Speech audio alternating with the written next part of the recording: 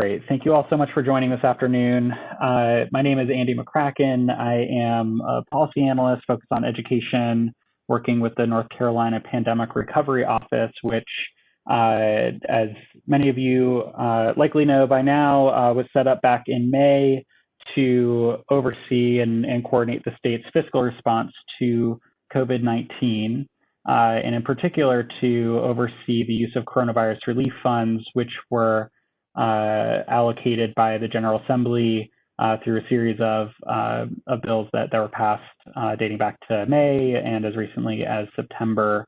And so we are providing these office hours to support you all in this final stretch of allowability for utilizing coronavirus relief funds. We do have a brief slide deck prepared for you based on questions that we have received in past sessions, as well as just past conversations and the great comments and questions you all submitted during your registration. So thank you in advance for the great conversation I know we'll have. Thank you for registering and sharing your notes and concerns and questions during the registration. I also want to note we have on the line as well, we have Jennifer Neisner, who is the education lead for budget development at Office of State Budget and Management, and Alexis Schaus, who you all know very well as Chief Business Officer for DPI. So I'm going to jump into it, and please feel free to use the chat, chime in with questions, comments as we go, and we can answer everything as best as we can during this conversation. So I wanted to start off by just zooming out briefly and providing a reminder of sort of how we got here. So the CARES Act was passed by the U.S. Congress, included many different funded programs. Specific to you all, there is, of course, ESSER, which is the emergency K12 funds that went directly from the U.S. Department of Education to DPI and allotted out to you all. And then North Carolina received its share of the coronavirus relief funds, which is set up as sort of temporary state aid for state governments. There's also direct allocations made to the three largest counties in North Carolina, as well as the city of Charlotte, which the state doesn't oversee those particular allocations. But with coronavirus relief funds, there are federal sets of restrictions on how funds can be used. We'll get into that a little bit, but the most sort of foundational there are that there's a covered period of March 1st through December 30th, during which costs can be incurred, and that costs are allowable if they are necessary due to COVID-19. There's a lot more than that. There are dozens and dozens of pages of guidance and FAQs from the U.S. Treasury, which NCPRO works on interpreting and supporting recipients on. But coronavirus relief funds were allocated by the General Assembly. Obviously, these five specific uses and programs are a fraction of what you all are working with, but just wanted to sort of acknowledge that there is, in addition to those federal requirements, then at the state level, there are specific conditions for particular programs and limitations, and that's where we are hoping to spend the bulk of our time to help you all strategize around how to maximize use of funds based on the flexibility NCPRO is providing now. So as reminders, NCPRO in the most recent set of legislation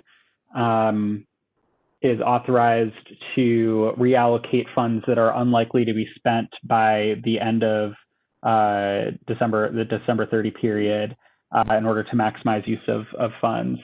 And so pursuant to that authority, we authorize the state board to allow all the public school units in the state to transfer coronavirus relief funds among the different allocations you received with that funding. And so it's a pretty wide set of PRCs that obviously use coronavirus relief funds, and we can get into details on that. There's a letter that went out a couple weeks ago, is also up on our website if you haven't seen it yet. Just as a reminder, funds have to be used by December 30th. That does include encumbered costs. So if you have, and we'll get into this as well, but funds need to be encumbered by December 30th, though there isn't just sort of free reign on that, which is, I believe, the next slide. And funds that are not going to be, that aren't used, North Carolina in federal law has to return back to U.S. Treasury. And so we are obviously, we want to make sure schools have all the funds that we know you need, but definitely just as a reminder, it is a sort of a use it or lose it policy for the state using these funds. And so just want to work together, and if there are areas where you're not sure you'll be able to spend, or other areas of need that you're experiencing, we definitely want to understand that and try to work with you to make sure that all these funds get spent down. So first question, one of the main questions we've been fielding lately, what if our orders for goods or services are delayed, or we won't get that before the end of the covered period? So we're seeing this a lot, particularly with devices, laptops, tablets, PPE, COVID-19 testing kits.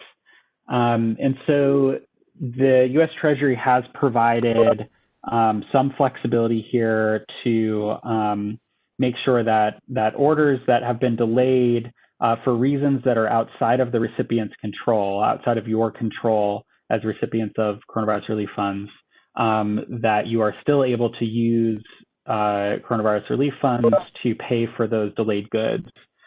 And so those are sort of the main two criteria, is that one, the delayed delivery is out of your control. And two, that on-time delivery would be possible under ordinary circumstances. So the two main areas that U.S. Treasury has provided for this are in the event that that goods are in high demand, and there's just a backlog, a back order on providing those goods, and understand that every single state in the country is running into this December 30th deadline. So a lot of vendors are certainly feeling that that pressure and experiencing backlogs. So that is okay. The other scenario is if there is a disruption in the vendor's supply chain. So again, with either of those, has to be outside of the recipient's control. And we are asking that the vendor provide some written explanation to describe why the delay exists, and understand that they would be subject to audit. They could potentially be audited to ensure that a delivery that would ordinarily take at this point would ordinarily take 6 weeks is not. That wouldn't be an allowable use, because under normal circumstances it would take beyond that period. But if that order were normally just 2 weeks, and due to supply chain disruption or backlog, back ordered goods, that then it would take 6 or 8 weeks that those would be allowable. So those are the conditions there. Happy to get into greater detail if you all need later on. But we'll move on to the next big question we've been receiving, which is what personnel costs are eligible. So this only pertains to sort of a small handful of the PRCs that we're working with using CRF. But for those employees who are substantially dedicated, meaning that over half of their time is dedicated to responding to COVID-19, 100% of their payroll costs may be charged to coronavirus relief funds.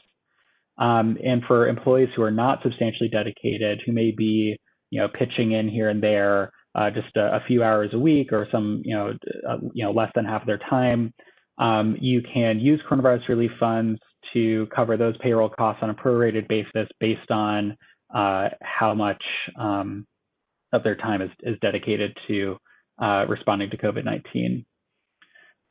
Any paid leave provided under the Families First Coronavirus Response Act, you may pay for using coronavirus relief funds. And hazard pay and overtime pay, if it's COVID-19 related, is also allowable.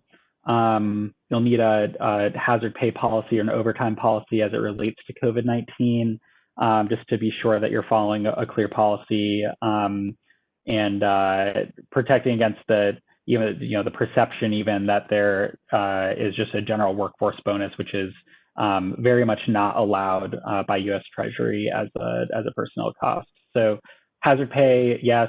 Overtime pay, yes, as long as you can document that it's COVID-19 related and pursuant to some some policy outlining that would be allowable. Next, what counts as PPE? We've got a few of these questions, but particularly wanted to highlight because the definition of PPE that the state board has adopted for this allotment, and NCPRO has adopted a similar definition as well. It's not just masks. There's a broad definition intended to make sure that you all, and your students and your staff and educators have the equipment to stay safe from the virus. So that obviously includes traditional PPE such as face coverings, gloves, lab coats, disposable gowns, but it also includes hand sanitizer and soap and other cleaning products to disinfect surfaces and personal belongings and those sorts of things. And it also includes upgrades to HVAC systems, which would include specialized technology that's intended to make sure that your ventilation systems are not spreading the virus when they otherwise would be able to have those upgrades and mitigate the spread. And finally, explicitly included in the session law is that you all can pay for COVID-19 testing kits using your PPE allocation. We've received a lot of questions about how do the transfers actually work. I'll defer to Alexis on this, but just briefly say up front. So we expect, so there are a couple of things that need to happen first, process-wise. So one is that the State Board of Education will need to make some technical adjustments to the allotment policies in order to allow for this transfer process, and also make some minor adjustments to some of the allotment policies to reflect some of the updated federal guidance that has come down since some of these policies were originally adopted over the summer. So that is slated for tomorrow. Is that right, Alexis? I think tomorrow or Thursday. Either way, it's happening this week. And then school business will be setting up the actual transfer process. For LEAs, this will be a familiar process for you using the ABC's flexibility transfer process. And then charter schools, you'll get some guidance to outline how exactly this works. But Alexis, is there anything else you want to add there? No, I don't think so. Yeah, I appreciate that. So yeah, we will open it up on Monday. If you are a charter school, and I see some charter schools on this call, we will provide some instruction, and we will have some, probably a webinar on kind of how this is going to work, because it is going to be, you're really going to have to follow the directions in order for this to come out appropriately. So look out for that, and we will send out and post some detailed instructions for you. Great, thanks, Alexis. Some other questions we've got that are more sort of technology related. Can we purchase multi-year subscriptions on software? The short answer is, well, the shortest answer is generally no. However, if doing so aligns with your standard procurement procedures and policies, so if you would normally be purchasing multi-year subscriptions and you just happen to be, in that interval of time where you'd be re-upping right now, and it's related to, COVID-19, resulting need, then generally yes. But there's sort of a narrow thread there. So I know that in the U.S. Treasury guidance, the specific issue around prepaying services that they address is around rent. And so if it would be, for example, and I know this isn't the case for necessarily you all as a group, but I think a good example is with rent. If you would ordinarily prepay for a year's worth of rent, then that would be allowable. But typically entities pay month to month, and so you can't just suddenly change up how you are paying for a particular service in order to prepay for the following, for costs that would otherwise be incurred beyond the covered period. So there's more information on that, again, with the guidance that is provided on NCPRO's website, as well as the U.S. Treasury guidance, which certainly recommend checking out if you need additional detail. We've also received a lot of questions about, why aren't services included as an expense for hotspot devices? So that's a condition placed placed on that allocation by the General Assembly. I can't really speak to that. We can't really, get around that. That is an issue at the state level. So sort of take that as it is. Happy to talk more, but that is at this point, I would say only a limitation of that specific allocation. So if there are other flexible funds that you can use and justify for other purposes, that would be allowable from a CRF standpoint. But just sort of a decision that you all would have to make locally. Great, and so that is the prepared set of slides here. I would just say ncpro.nc.gov has, as I've mentioned, a bunch of other resources related to coronavirus relief funds more broadly for government entities. And we just posted new FAQs that get into greater detail, particularly around those issues of how to spend funds close to the end of the year or address delayed delivery, provide a lot more detail than was on the slide here today. So I recommend you looking at that or reaching out for some of that specific language. I would also just say, I think we've had, just want to, I guess, highlight a couple of interesting questions we've received that speak to, I think, some of the innovative ways that some of these funds can be, could be utilized.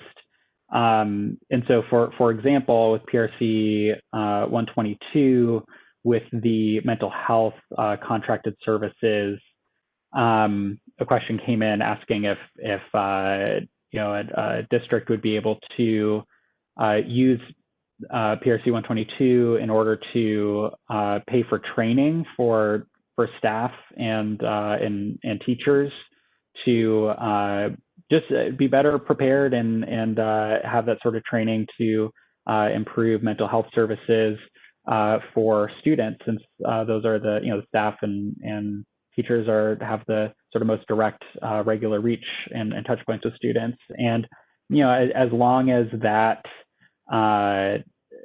those services are being provided by a school nurse or psychologist or social worker or any of the specific positions that are outlined in state legislation, as well as the allotment policy, that would be allowable. So I thought that was an innovative way to approach it.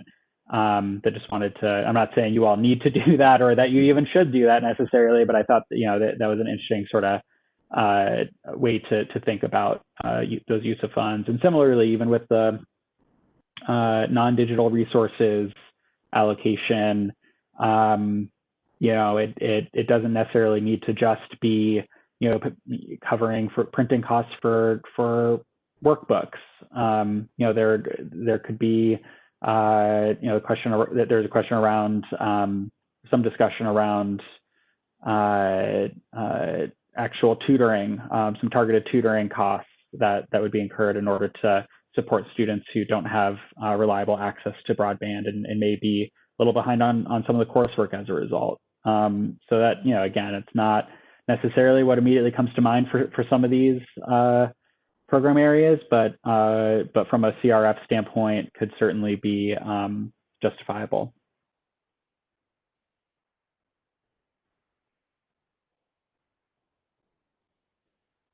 Okay, so looking at some questions that have come into the chat, can PRC 137 be used to purchase bright light dual equipment, which quickly sterilizes areas? So the short answer is that sounds correct, that would be an upgrade to potentially an upgrade to an HVAC system. I would say as long, and this is where we could go down the rabbit hole on any individual equipment purchase, but I would say just broadly, as long as you can demonstrate that it is a necessary expenditure incurred due to COVID-19, in response to the pandemic, and that's checking the federal box for allowability, and that it relates to, in this case, the allotment policy and the PPE definition provided, and you can reasonably justify that and document, how you've come to that, or the way that it relates under that, then that's perfectly fine. I'm not familiar with each, all the technology that's available out there, and generally NCPRO isn't in the business of giving thumbs up or thumbs down on any specific purchases, but I would say just as a process point to start with that federal, are you making this purchase in response to COVID-19, and is this purchase related to reasonably related to one of the allotment policies that you're working with? And if you're saying yes for both of those, then generally you'll be in good shape.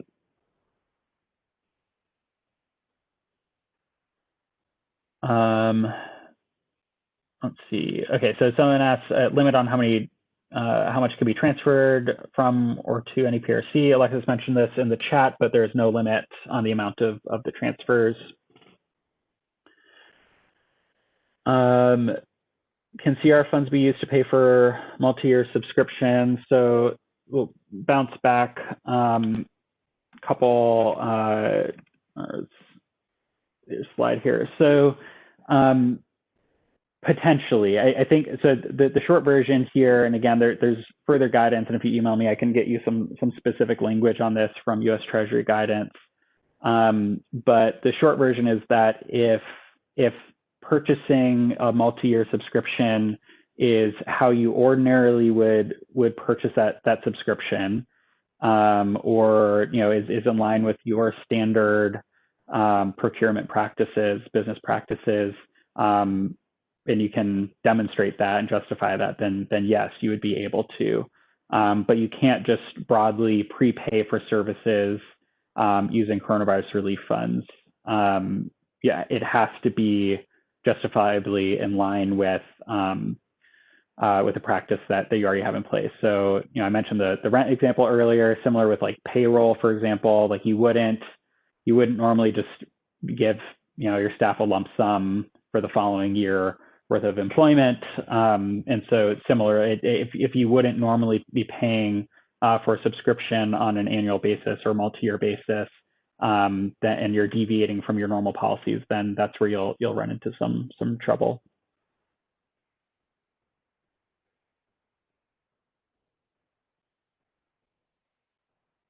Okay, so can EC funds go to a non-EC PRC?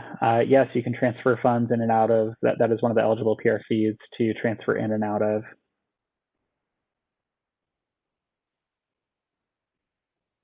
Is there a definitive list of which CRF allocations or PRCs this flexibility applies to?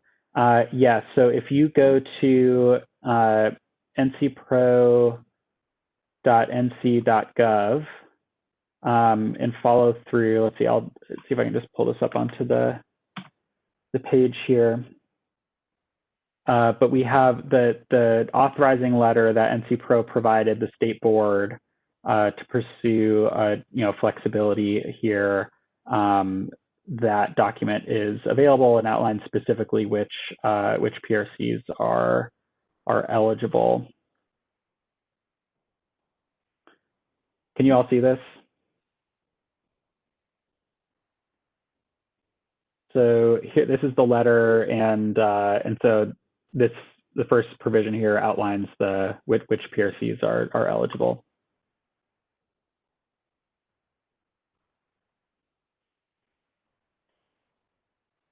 Let's see, can you talk more about using the funds for 100% of payroll costs for substantially dedicated staff? For example, my EC bookkeeper is spending at least 60% of her time on COVID-related work. However, in 132, I don't think there is an object code for a bookkeeper. So this is where we end up having to split hairs a little bit on what qualifies as being substantially dedicated to to COVID-19 response. So if your bookkeeper is spending 60% of their time just doing bookkeeping that is related to COVID-19, that doesn't necessarily mean that they're a substantially dedicated employee on COVID-19. But if they are doing something significantly different than their normal activities, or the nature of their work is directly responding to COVID-19. So like, for example, with PRC 125 with school nutrition staff are effectively providing a new program, with emergency meal services being so different than they ordinarily would be, that folks who are involved with that are likely substantially dedicated. So if you want to, it sounds like this may potentially be a unique circumstance. So I'd be happy to, if you want to send an email providing more detail, we can give you a little bit more of a specific determination on the bookkeeping.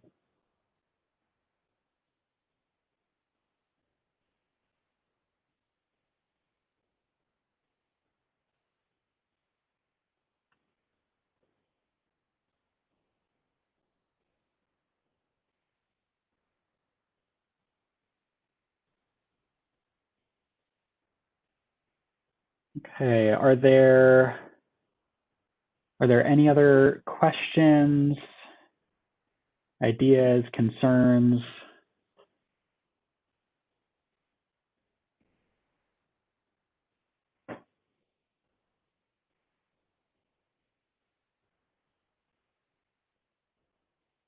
Feel free to stick around for a bit. So I'll be here until 5 o'clock. Happy to answer questions as more folks potentially come in. But if there are other questions that, if you feel like your questions have already been answered, don't feel like you have to stay on. Certainly understand how busy you all are. I see a couple questions coming in, but since folks seem to be, which I will answer, but folks seem to be leaving a bit. So I just want to say, first of all, thank you very much for the work that you're doing. It is, I know, very challenging set of circumstances, and we've been through a very, been through all the twists and turns of CRF allowability as things have, changed at the federal level and new legislation has come at the state level. So I hope that in the next few weeks here, we can work very closely together. We have another listening session or another session of office hours tomorrow at 4 p.m. We may end up adding some additional ones as we move farther into December as well. So you can certainly stay tuned there. And please feel free to reach out. So with that, I'll jump back into some of the questions that we've been receiving. Can salary be paid in categories previously called contracted services? So the answer is no. In any event that the contracted services language derives from state law, from any legislation the General Assembly has passed, no, it has to be for contracted services. Can PRC 132 transfer to state 032? No, so you can only transfer among the PRCs that we just had up on the screen a moment ago. Has to stay within the coronavirus relief funds. It can't transfer outside of those.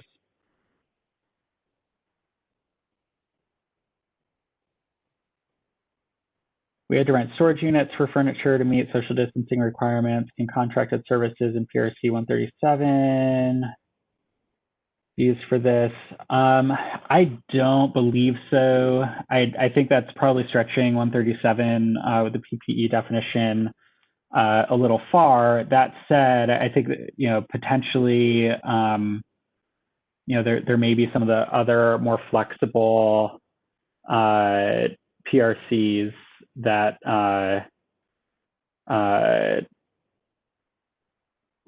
that because this is a very clearly a coronavirus relief fund, allowable expense, that if there is a PRC that is more flexible, where that could be associated with maybe a low wealth supplement or another. Alexis, I don't know your thoughts here, but there may be some options there.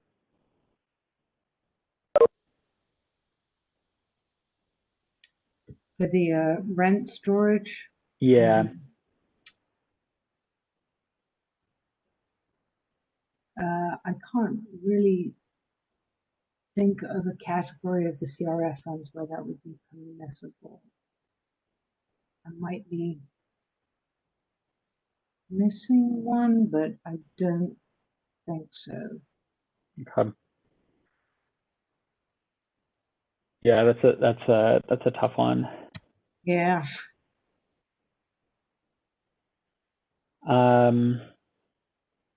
Yeah. So again, this is where just for purely looking at the federal requirements, that is the sort of thing that would be allowable, but based on how things were allocated out, it doesn't seem to fall clearly within one of the allocations.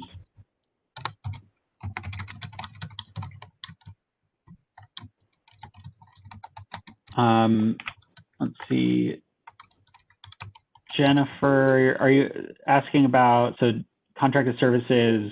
So just to be clear, none of the requirements, so the allotment policies themselves are not changing. So the flexibility doesn't really soften any of the program requirements for how funds can be spent or what would be allowable within the funds that are provided by the General Assembly.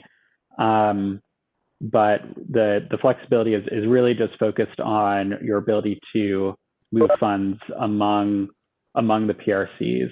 So if you can't use, for example, PRC 122 is contracted services for very specific purposes and very specific types of professionals, then you can move that to use those funds in a different, and you could use those funds in a different PRC. Then you can go ahead and put in for that transfer.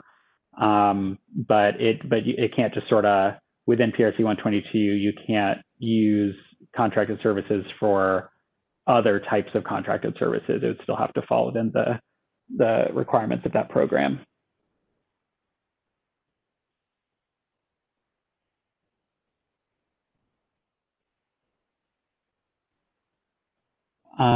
Would floor decals that specify social distancing spacing be considered PPE? I think based on the definition, probably not. Again, I think with the exception of really the HVAC upgrades, that the intent here is that you're purchasing equipment that's going to support somehow be available to individuals, or providing for sanitation and cleaning. So I think it probably does not fall within the PPE definition.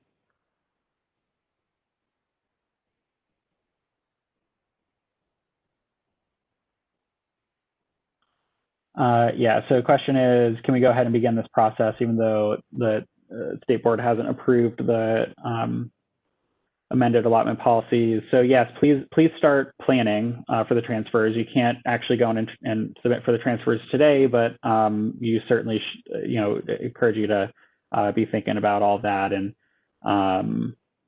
sounds like the transfers will open up next week if the state board approves the policies this week.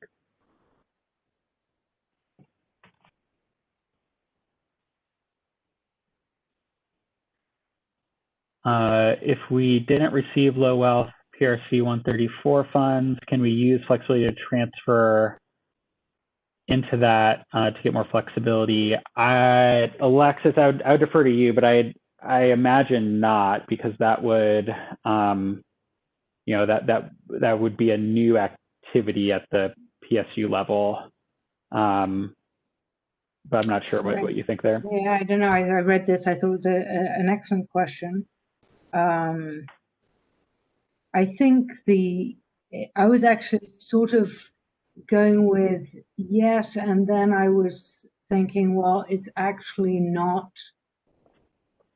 We would actually then be changing the definition of that low wealth bucket, because the low wealth bucket is for school districts that are in counties that are determined to be low wealth. So I think that would not be I would love to be able to say yes, because of course that would allow a lot of flexibility to a lot of people. Yeah, I think that the concern is that the legislative language is pretty specific, and so yeah, I think that's this isn't necessarily an issue of, certainly would like others have similar flexibility, but or can understand why that would be beneficial to other districts. But yeah, the state legislative language is pretty specific about who is eligible for that, and we can't. Our authority doesn't extend that far to provide further flexibility. Right, but it does kind of extend to, well, can I transfer funds into the bus Wi-Fi grant program, even though I didn't apply for a grant and I didn't have funds in there in the first place? Mm-hmm. And I don't see that there would be a prohibition of that. Do you? Or do you? I'm not sure. I think we'll need to. I think we'll need to come up with a quick answer on that, and we can address this, I think, during the session tomorrow, and can certainly make sure we get info out if, for those who aren't able to join us for another session tomorrow. Want to make sure you have the correct info. But yeah, I think for now, I would plan to not be, if it's a PRC that your district hasn't already received an allotment for, I wouldn't plan on being able to use it, or to be able to transfer into what would effectively be a new PRC for you, or a new program for you. But we'll dig into this with some of our NCPRO colleagues, OSBM colleagues, and get a firm answer for everyone.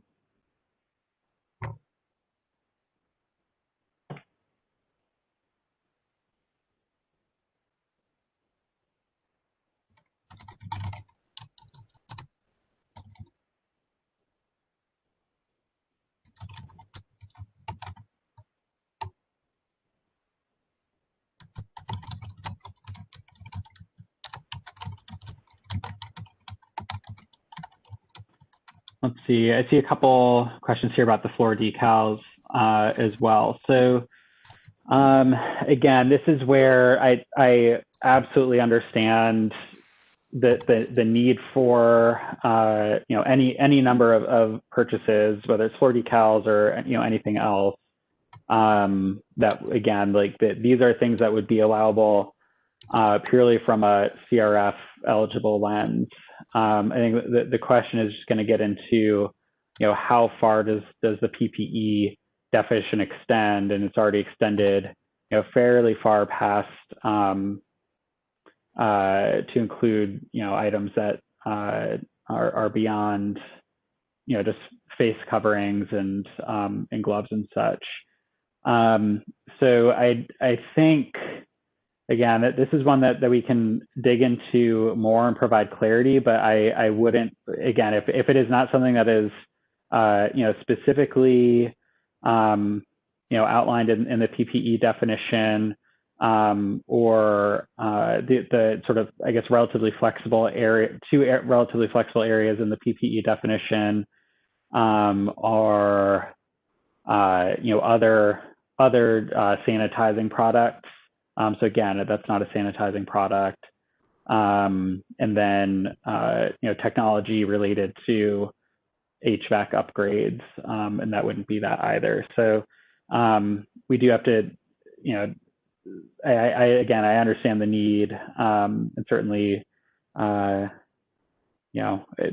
to make sure you all have as much flexibility as possible. But I think the limit of possible for our authority is, might fall a little short of that. So we can, I plan on not being able to, but we, again, similar to the other question, we will convene on this and make sure, I'm not missing anything. So I'm just one of the analysts at NCPRO, but definitely want to give you a clear, we want to give you a clear but also accurate answer on this.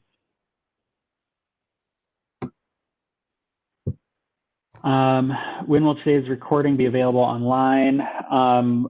It should go up tomorrow, if not on Thursday.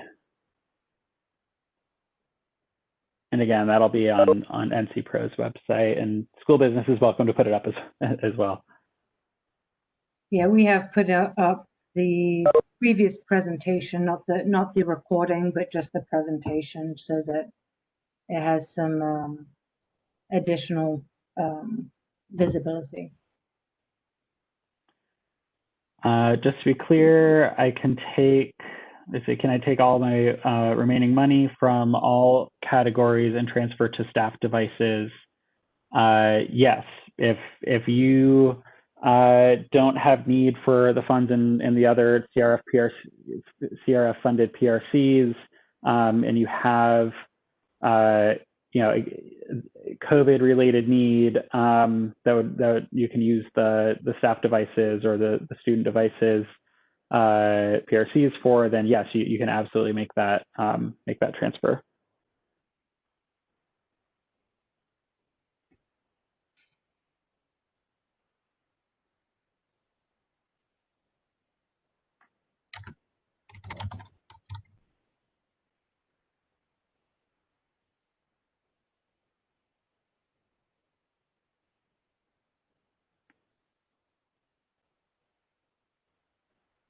Okay, we purchased touchless water fountains and water bottles for students.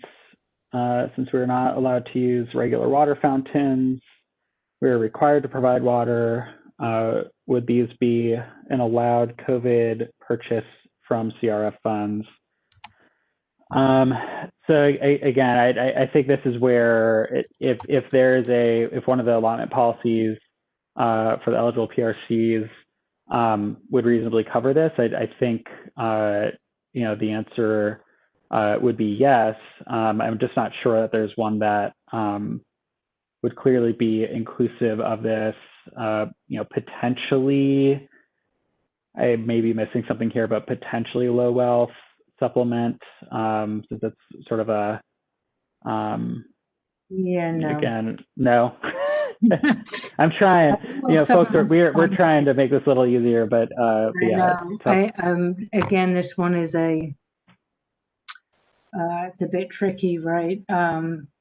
Low wealth supplemental funding is restricted to we did it the same as our regular low wealth funding, which means it's instructional, anything instructional, local supplements as well as clerical. Yeah.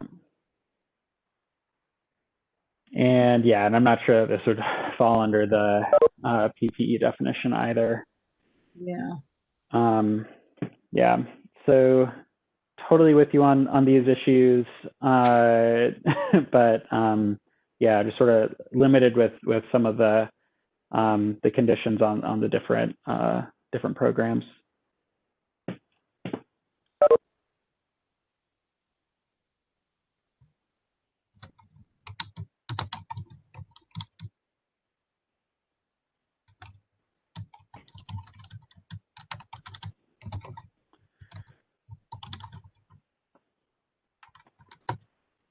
We purchased thermal scanners. Can this be paid from PRC 137? Alexis, you'll have to remind me, is health screening included in, I know we have the COVID testing in this one. Is health screening and like thermometers and stuff included? In the PPE, I have told people previously, yes, as it kind of comes under the infection control. So where it's come under infection control, that it's, as opposed to the kind of more hardcore PPE, there's also the infection control, and this kind of classified under that. Do you think that's in line? I think if that's something that you all have been providing already, I wouldn't want to sort of go against that. It's I think a close one. I think if the definition included, I think because there's the COVID testing and some of the, this just even in how the legislation is worded, it's a little more broad than some of the other PPE allocations that went out to other entities.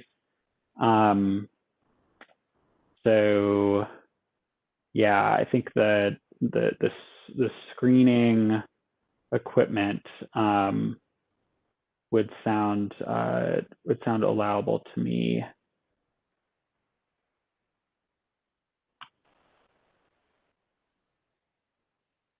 And I'll say, just for everyone's awareness too, so we've been tracking the questions that have come in during all the sessions, and we plan to post sort of a full list of Q&A based on it. So I'd certainly encourage you to look at that. If anything differs from what I've said, I certainly apologize for that in advance, though I wouldn't expect anything to change.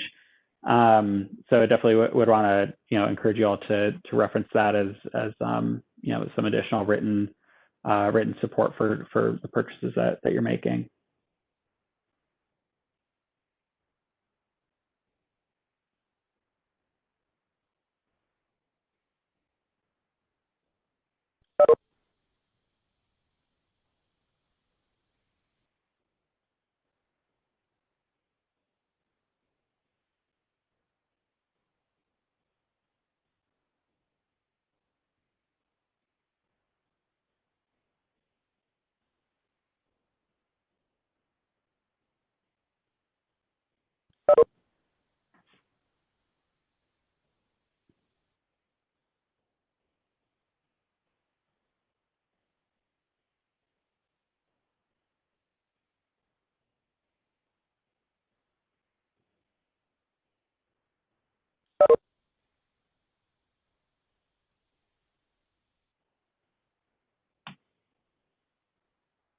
Okay, if there aren't other questions, I think that'll do it for the presentation. Again, I'll hang out for another few minutes until 5 o'clock in case there are any other questions that come up. But yeah, I think that is the time we have together today. So thanks again for joining. Certainly appreciate the work that you all are doing. And if there are, with the exception of changing the policies themselves, if there's anything we can do to support you, to further support you, if it's technical assistance or hopping on the phone and troubleshooting issues, we are available and eager to support you all through the next few weeks here. So hope that the flexibility is helpful, and we certainly hope to be in touch over the next few weeks here.